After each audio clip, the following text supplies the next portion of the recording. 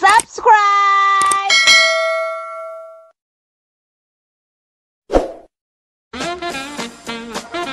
Hai, assalamualaikum warahmatullahi wabarakatuh.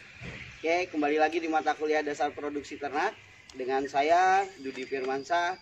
Hari ini kita akan menjelaskan terkait dengan status fisiologi ternak, khususnya adalah status fisiologi ternak ruminansia.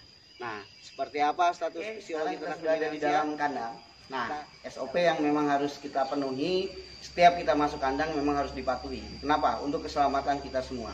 Jadi kalau kita mau masuk kandang, apa saja yang harus kita gunakan? Oke, mungkin di sebelumnya sudah disampaikan juga. Yang pertama adalah yang kita harus menggunakan yang namanya wear pack atau baju kandang. Nah, ini baju kandang ini terdiri dari baju dan nanti juga celana. Kemudian tambahan berikutnya adalah kita harus menggunakan yang namanya sepatu boot. Nah, jadi sepatu boot ini wajib kita gunakan untuk menghindari kotoran dan juga karena areanya basah, jadi untuk menghindari licin atau terpleset kitanya. Nah, kalau sudah perlengkapannya dipenuhi, baru kita bisa melakukan apapun di kandang. Termasuk terkait dengan praktiknya adalah pada ternak sapi. Jadi kalau kita berbicara masalah status fisiologi ini adalah masalah tingkatan dari fisiologinya. Oke, selayaknya manusia ada masih anak, kemudian muda dan dewasa. Di ternak sapi pun juga sama. Dan kita juga sambil belajar terkait dengan masalah istilah-istilah yang nanti akan muncul di dalam status fisiologi. Nah, pada anak atau anak sapi ini kita umumnya sebutnya adalah pedet atau kalb. Oke, jadi pedet ini adalah yang masuk ke dalam anak sapi atau kalb ini adalah semua sapi yang umurnya dia kurang dari 12 bulan dari mulai dia melahirkan atau dilahirkan.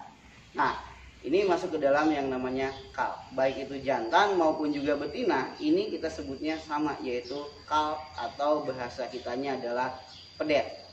Nah, nanti begitu pedet ini dia umurnya 12 bulan sampai 2 tahun. Nah, ini dia masuk ke dalam status fisiologi berikutnya, yaitu masuk ke dalam yang namanya ternak muda atau kita sebutnya adalah yearling. Nah, pada saat di yearling ini memang ada pengklasifikasian berdasarkan jenis kelaminnya. Untuk yang betina kita sebutnya adalah heifer, untuk yang jantan kita sebutnya adalah young bull.